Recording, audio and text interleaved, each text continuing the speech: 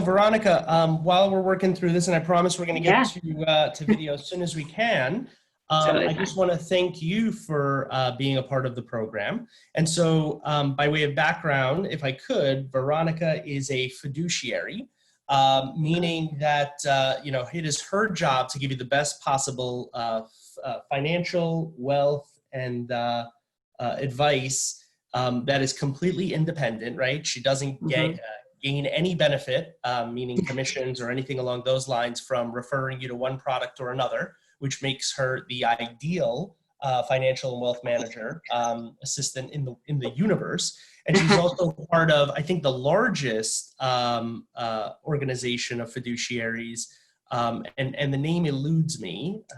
It's Cap Trust. We're the Capital. largest fiduciary and registered investment advisor in the country.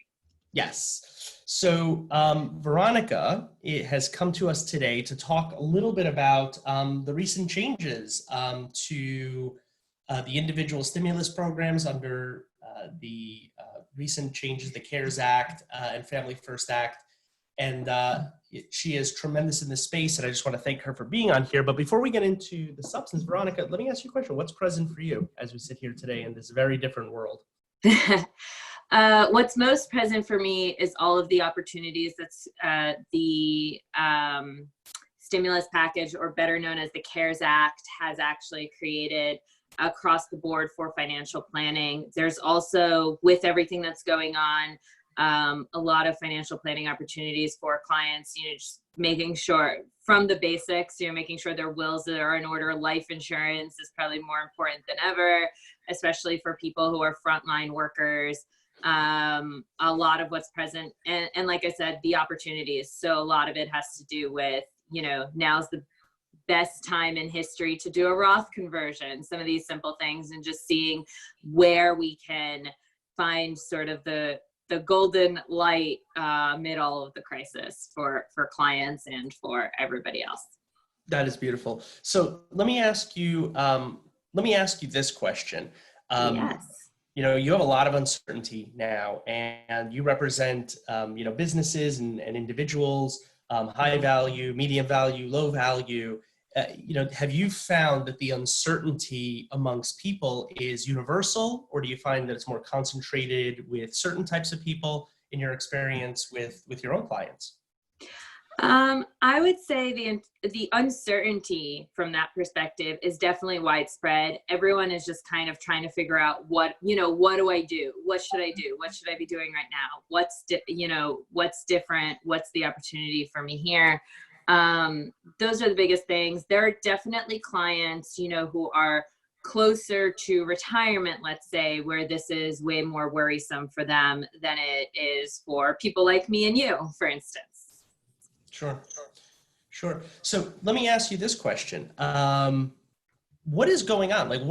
Tell me just broadly, what is this individual stimulus? What is it designed to do? What's its purpose? Right. So the individual stimulus is designed across a number of things. Mainly, it's to help small businesses and help individuals. There's obviously a large section, as we all know and have heard on the news, that's designed for bailout programs for certain companies and industries like the airline space and things like that has lots of limitations on it. But mostly it's to keep people employed. Like, if I had to really sum it down to a very quick thing, it's to keep people employed and help small businesses keep people employed. And for those businesses that have no other option but to close their doors, to have people keep earning an income through unemployment programs. A lot of what's being talked about during the stimulus is this $1,200 check or $2,400 check that everybody's getting. That's such a minor, relatively part of the program, and everybody's who's getting it is getting a one-time check. A lot of people thought it would be, there's some frequency to it, but it's only one. And the real expansion is unemployment. If you look at New York, the highest amount of unemployment that's currently being paid out, the most you could earn is $504 a week. And the stimulus package is adding $600 to it. So it's more than doubling what people currently receiving unemployment are getting. That's huge if you're in that position. It's also expanding it for everyone who's 1099 or self-employed to be eligible. Like, all of these things are massive shifts in also how we approach unemployment in general, because before, to even qualify for unemployment, we had to you had to be actively seeking work. If you're a 1099 independent contractor, that's hard to prove, right? So just expanding the program to those types of people, of self-employed individuals, is huge in terms of that. And then for small businesses, the SBA loans, and really focusing on giving loan forgiveness just to people who keep up with their payroll and don't let go of people, is also, I think, a massive shift in how we view loans in general, because it's more people focused and not revenue focused, right? They're not saying that businesses with the highest revenue over the last year get a lower rate loan. They're actually saying, hey, you get the lowest rate loan if you keep 100% of your employees employed. Mm-hmm. Beautiful. So let's take that in pieces, right, to really dissect that, because for you and me who have been living this for, probably the last 2 or 3 weeks, for us, that was pretty easily digestible. But for the average person who's just watching, CNN, Fox News, MSNBC, and they're getting, their information from bite-size, pieces, I think drilling down into some of those things is really important. So let's start with the individual stimulus, right?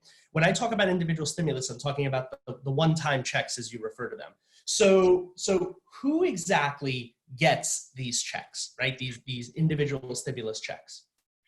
So basically, for the full $1,200 check per individual, you have to earn in 2018 on your taxes, or 2019 if you've already filed, your adjusted gross income. Very, very clearly, I want to make sure everyone knows it's your adjusted gross income. So you have to find that on the line, because that's not just the amount of money you brought in. It's the amount of money you brought in less deductions. So your adjusted gross income has to be $75,000 or less.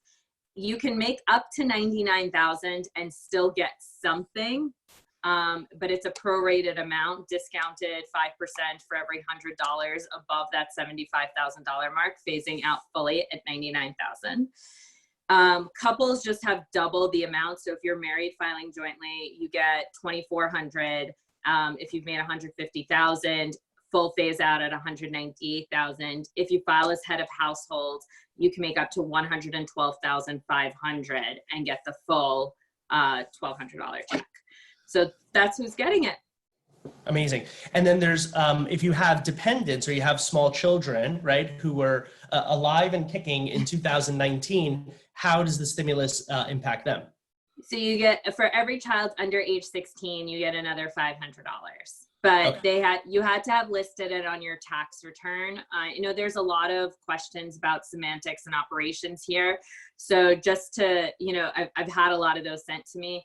If you listed the fastest way to actually get your check, if you haven't filed 2019 and you're below that 75,000 or 150 if you're married filing joint, I would encourage filing as soon as possible and listing your checking account on your actual tax return so that the money will get auto deposited. In terms of checks, you will get physical checks. Obviously, it takes longer to get physical checks out to everybody. If you haven't filed tax returns for a period of time, or you don't file tax returns, right? So that's a segment of the population who, just gets a small amount of Social Security or something like that, or SSDI, disability income, that doesn't file because they don't have a reason to. They'll get them. It'll just take longer. Perfect. So Veronica, you beautifully shared tons of information, but you glanced over something strategically that I think is important. This is a very important value add by something that Veronica just shared, right? So she shared a lot, and then I want to really zero in on this one thing. So let's say hypothetically, Veronica, tell me what the result is. Hypothetically, in 2018, married couple together filing jointly made $300,000. So they have pretty good jobs. Their adjusted gross income is somewhere around $275,000. Based on their 2018 tax return, would they expect to receive a check from the individual stimulus? They would not. All right. If you earn more than $198,000 as a couple, you will not get a check. Okay, so in 2019, they have a child, and one of the spouses decides that they're going to work from home and they're going to live off a single income. And so now on their single income, their adjusted, their salaries total $150,000, but their adjusted gross income, the deductions, then bring it down to about $100,000 in 2019. Do they expect to get a check? Yes, they will actually get $2,400 plus $500 for their new child. So they should absolutely file their 2019 tax returns. So ready, red alert, right? Everybody full stop and pay attention to what Veronica just told you. Everybody's talking about, oh, I don't have to file my tax return until, September, whenever it is, right? July, August, July September. 15th. Don't have to worry about it. Got my 2018 in. Now I get another 90 days. I don't want to file my tax return. But what happens if your 2019 tax return has you at an income level where you'd actually be getting a check from the stimulus and your 2018 wouldn't? So there's this procrastination mentality, right? And I'm not judging. It just is. You've delayed it. You've pushed it off. You don't want to file your 2019 tax return because you don't have to. And now you've missed out on an individual stimulus. And so, just to put this out there into the universe, some people may judge you and they go, oh, you make $150,000, $200,000. You're not the person that the stimulus is targeting. But what the purpose of the stimulus is not to give checks to this person or that person, the rich or the poor, or anything along those lines. It's to give money to infuse capital into the economy. And so it doesn't matter who gets it, as long as they are, paying their rent with it, they're buying groceries with it, they're shopping on Amazon with it, they're paying contractors to repair their roof on their house with it. Whatever the purpose is of the individual stimulus, getting that money into the economy is what's needed to give life support back to our economy. We really want to get that pumped up. So from a tax perspective, file your 2019 tax return if you think that it's going to put you into the target of the stimulus. Don't avoid it just because you can push off. Is that good advice, Veronica? Yeah, definitely. And I do want to add something in regarding 2020 tax returns. So what this stimulus check actually is a tax credit advance. So I think a lot of people aren't catching that. If in 2020 you earn under that amount and you didn't in 2018 or 2019, you will actually benefit once you file your 2020 return. So if you've lost your job, for instance, and now your income has been significantly slashed for whatever reason, and now you will fall under the income limits for your 2020 returns, you'll actually get money back when you file your 2020 return as well. Amazing. Thank you, Veronica. So I think we've pretty much covered what people need to know about the individual stimulus program. Do you think it's fair for us to transition now into a little bit of a conversation about unemployment? Absolutely. So walk us through it. What have been the most profound changes? The three things that people need to take away from the conversation today. What are the most profound changes you would say to the way unemployment is operating now? Right. So unemployment has been massively expanded. So most importantly, it now includes 1099 self-employed workers and nonprofits as well. So you can actually benefit from unemployment. If you're self-employed or 1099, I've had that question come up a lot. The second major thing that it does is add $600 per week to existing unemployment benefits across all states. So just keep in mind, every state has a different unemployment program. So you have to check with your state what the rules are. But it does add an automatic $600 to whatever the states are currently paying. And it also expands the length of you getting that check by another 13 weeks. So normally unemployment lasts 26 weeks. They've actually expanded it to 39 weeks. So those are the big, three major changes that I would say. Beautiful. And so, you have the news now talking about this, Veronica, and I'd love for you to react to this. You have the news that is, pandemic, outbreak alert, right? Like breaking news every 2 seconds. And they're screaming from the rooftops, this is the most catastrophic, impact on the economy. Look at the new filings of unemployment rates as an indicator of how messed up the economy is. Have you seen that like on the news?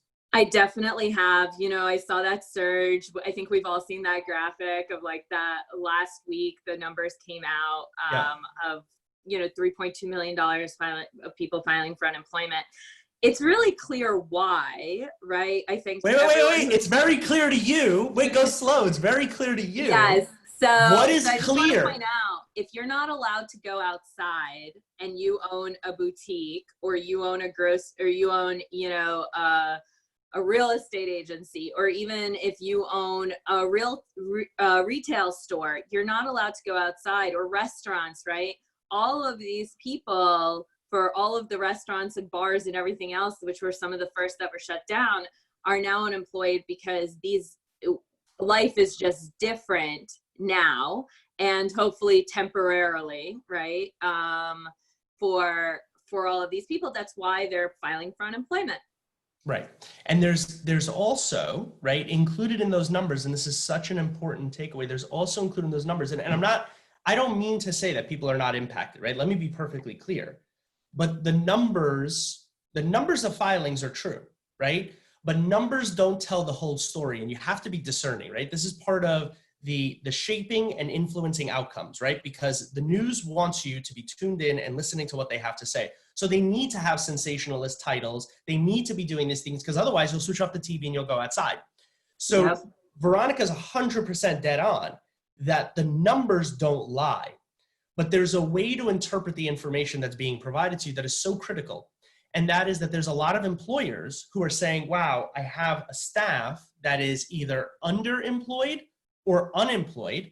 And so what am I going to do? Am I going to keep them on the payroll, right, and not be able to support them ultimately? Or should I furlough them or lay them off temporarily, knowing that when the economy comes back, and we hope that it all comes rolling back and roaring back, I'm just going to hire them right back. So everybody's filing for unemployment, because even if they're being underpaid, let's say they're only being utilized 20% of the time, or they're being paid half of their salaries, because of these new programs with unemployment, they could be making more money on unemployment than they were when they were fully employed. And we want that, right? Because if they're bringing in money and they have a check coming to them, then they're putting money back into the economy, they're buying produce, they're able to live their lives. And I'm not saying this is a bad thing, but also, some of the uncertainty that's created by the economy is shot and it's dead and this is all over, and look at what coronavirus did to us, is based on numbers and an interpretation of those numbers that's not exactly accurate. Is that fair, Veronica? Yeah, I agree. I think there's a lot of people, look, there's just businesses that are physical staff heavy that are not remote staff applicable.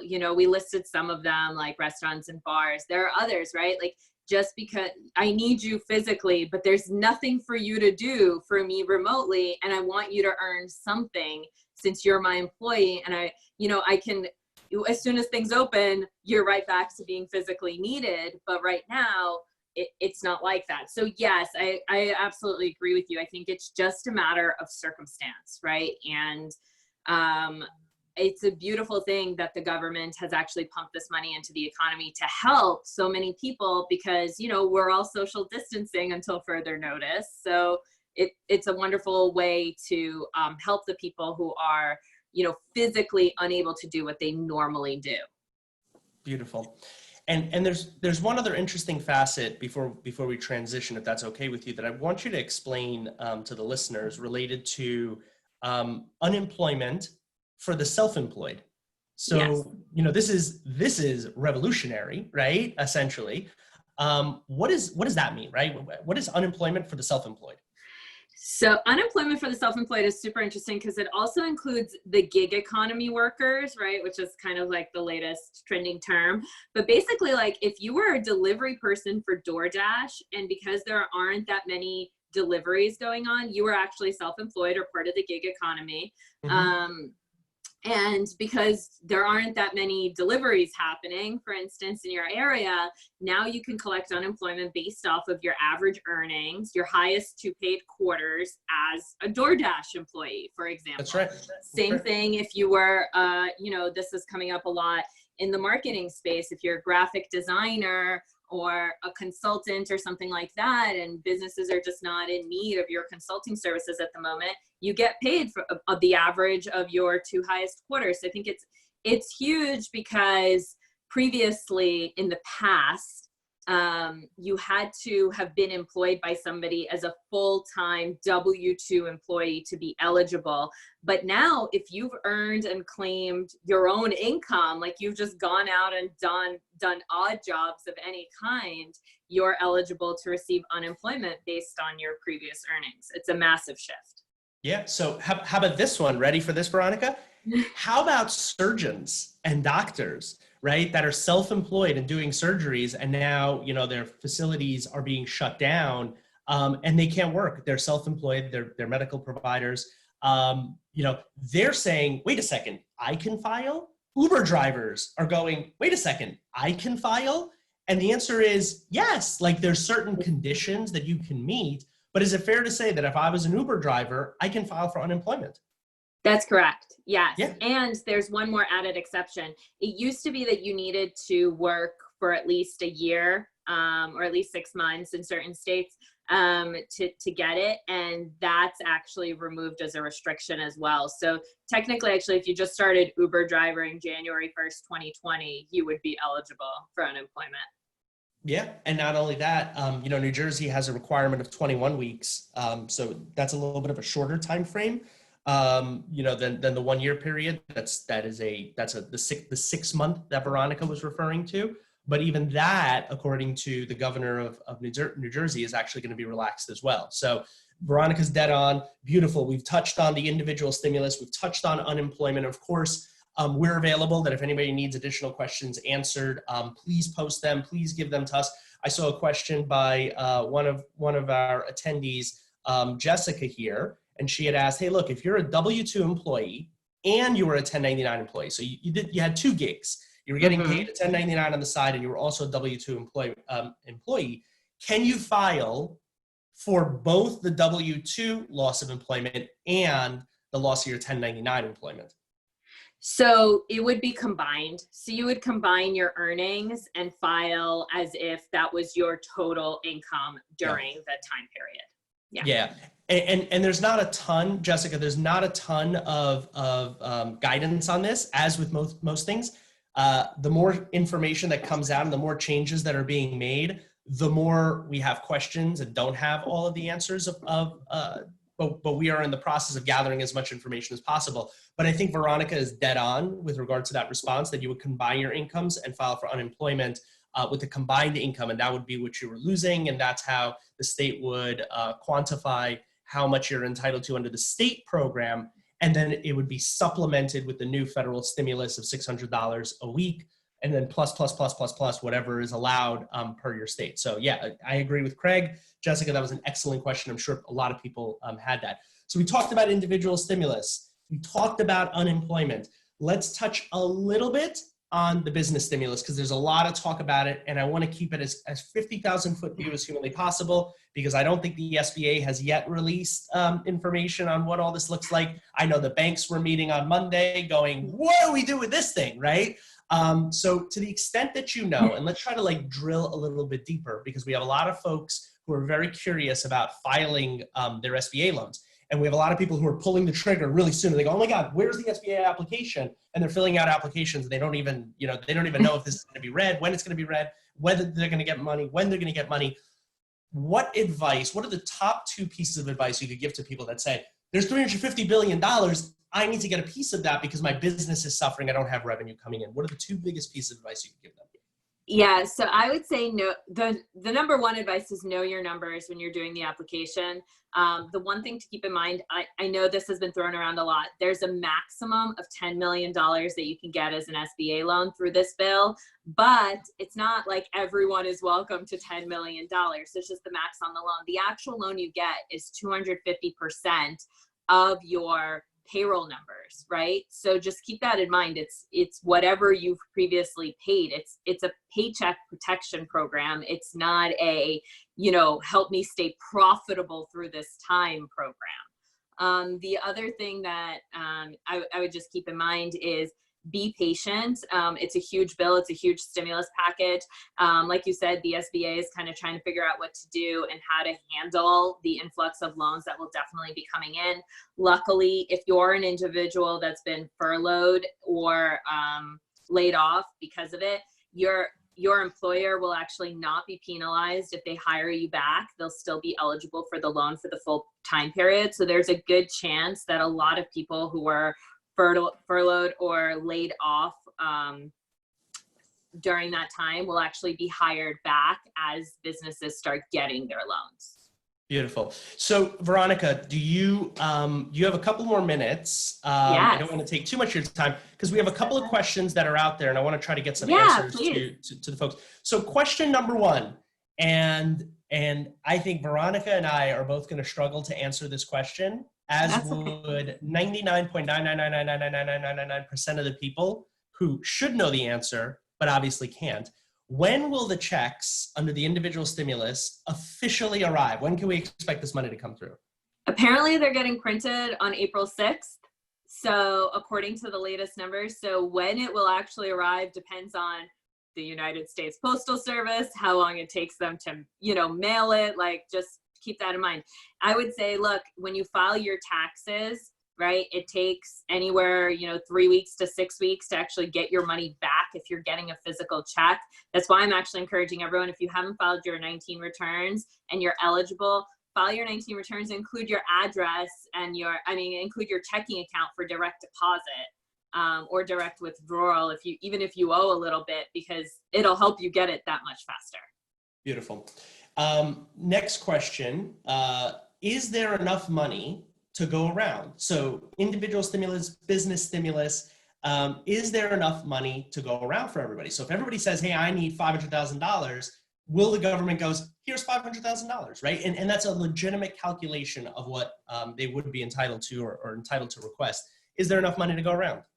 So the calculation was done, it's not pulled out of thin air, right? I think a lot of people, we all think that this was done in a hurried manner. If you look back on tax returns and remember that the government has all of this on file, you have a deduction as a business, you put in when you file even your Schedule E or your business tax returns, you're actually putting in what your payroll costs were. So it's not like an out of thin air number. They did the math on small businesses under 500 employees. How much would it cost to cover everyone? Keeping in mind that, there's some people who may not even go for it. I definitely think there's enough money to go around. And we live in a beautiful country where the Treasury can always print more. Boom. So I was waiting for you to say that, Veronica, and that's what's referred to as burying the lead. So yeah, there's always going to be enough money because the Treasury will just keep printing it forever and ever and ever. The challenge is that when everything is said and done and they've printed so much money, the value of each dollar that we have in our pockets goes down. And so this happened in other countries where there's a period of hyperinflation, and it can get absolutely out of control and downright scary. There were stories in communist Russia where you would have to bring a wheelbarrow full of cash in order to buy bread, right? So today we pull out a $5, right, and you get a loaf of bread. But in communist Russia, you'd have to pull out a wheelbarrow of cash to buy bread.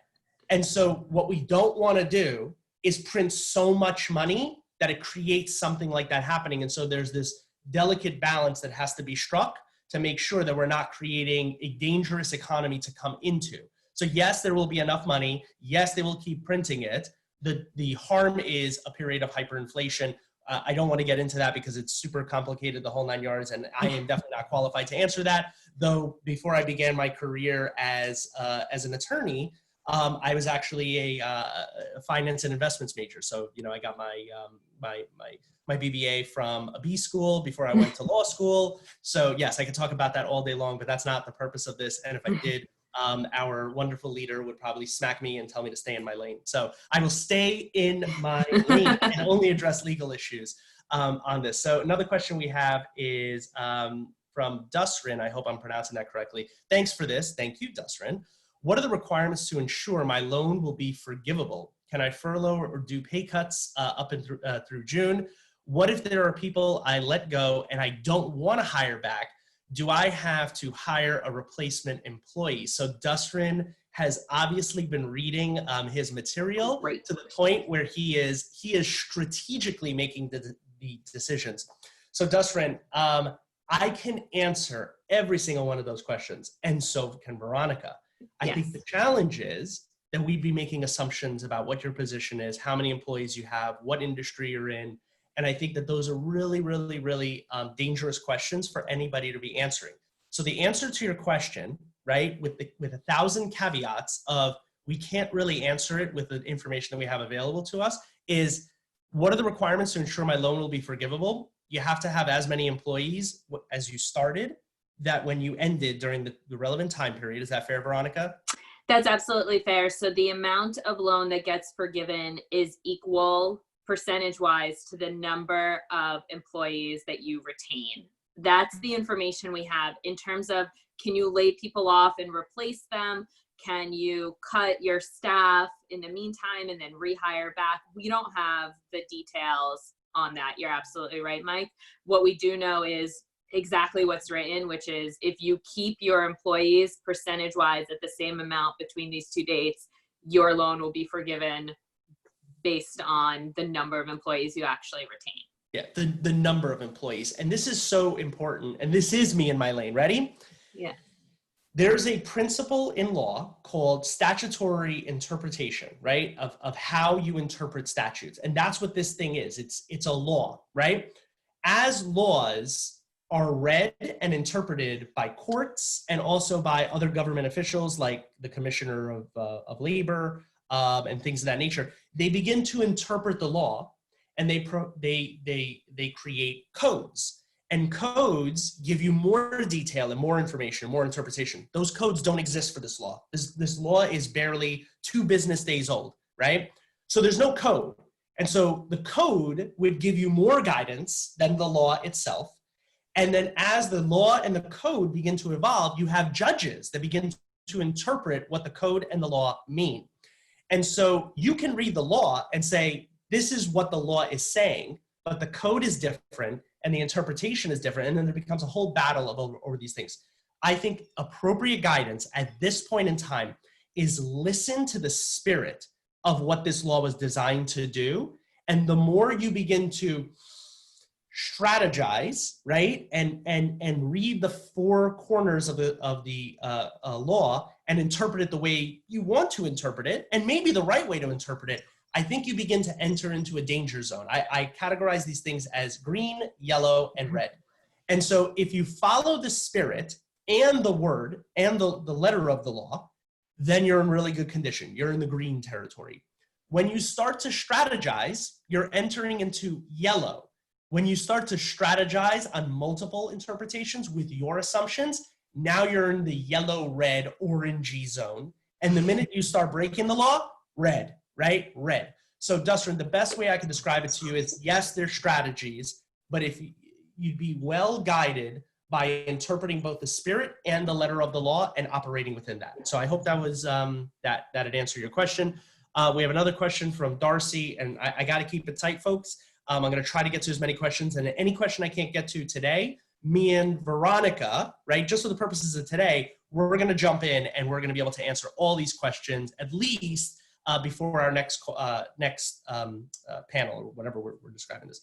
What if a real estate agent, right, this comes from Darcy. Darcy, thank you for the question. What if a real estate agent is still selling, but sales drastically are reduced?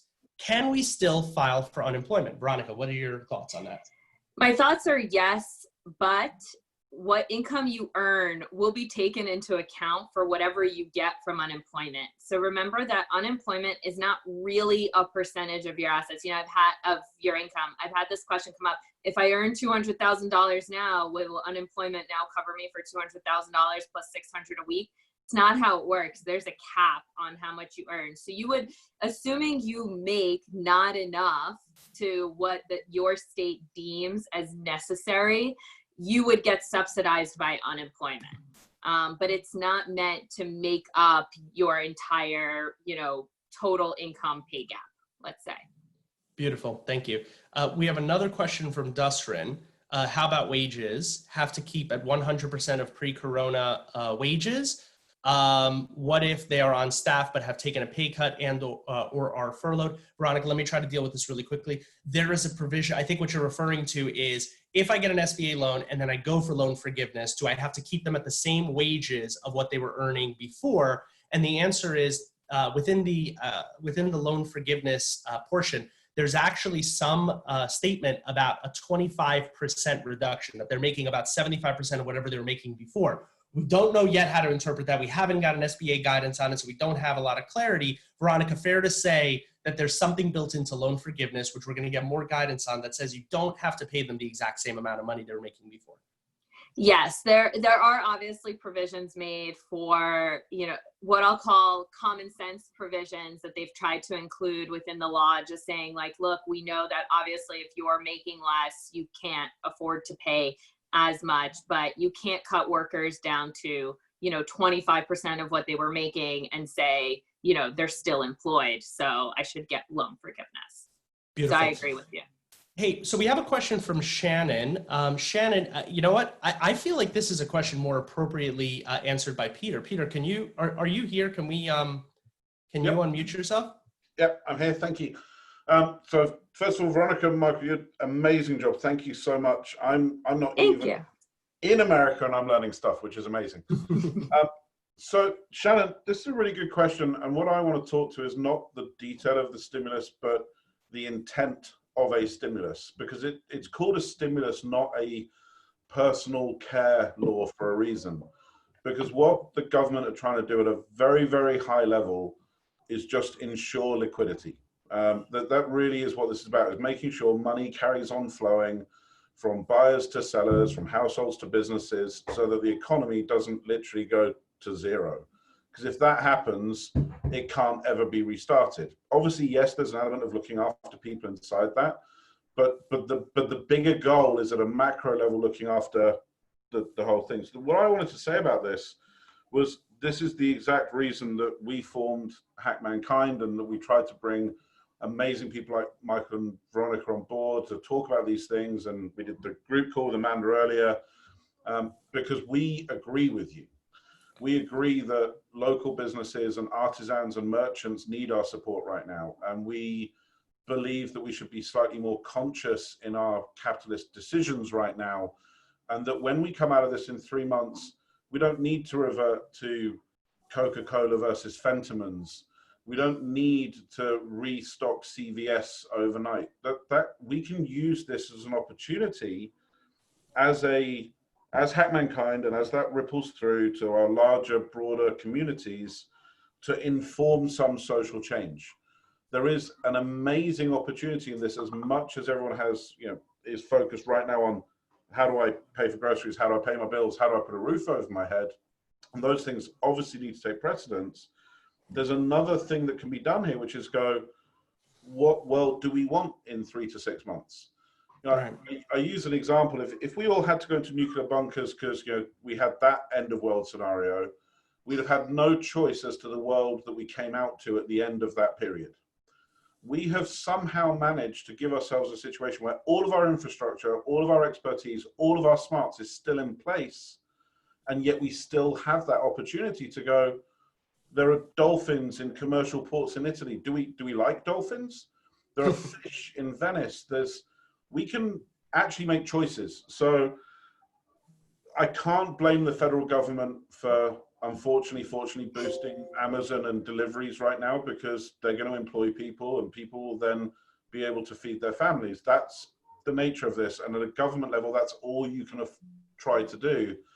But as communities, as individuals, we need to be taking it on ourselves. And obviously my plug for, please, to anyone that's on this call, come and see us at www.hackmankind.com and help us build that future world. Beautiful. Thanks. Thank you, Peter. So Veronica, final words, final thoughts based on our discussion? Final words and final thoughts is the thing I keep telling everyone. This too shall pass, right? Everything that the government is doing is well calculated. It's strategic. Everyone is trying, it has the same goals. I think, just get out of this healthy, focus on your health. All of these provisions are in place to be as helpful as possible. And then also the second is, find a silver lining. There's a lot of us that are struggling there, but there's a lot of opportunity. I mentioned this at the start of the call, is like, are you right for an IRA conversion to a Roth IRA? These simple questions, and like buying the stock market when it's down so you can sell it when it's up, you know, all these things. Just try and find what's good, and know that, you know, there are resources out there to help you. Beautiful. Thank you so much, Veronica. Thank you, everybody, for joining. Again, Michael Smikun here for Hack Mankind, your relentless guardian. If you have any questions, we are going to answer them before the next panel. So again, thank you so much for all the love. And Veronica, thank you so much for being here. And Peter, thank you for putting this all together. Thank you for having me. It was a blast. Thank you, guys. Thanks, everyone, for joining. Cheers. Thank you. Cheers. Bye.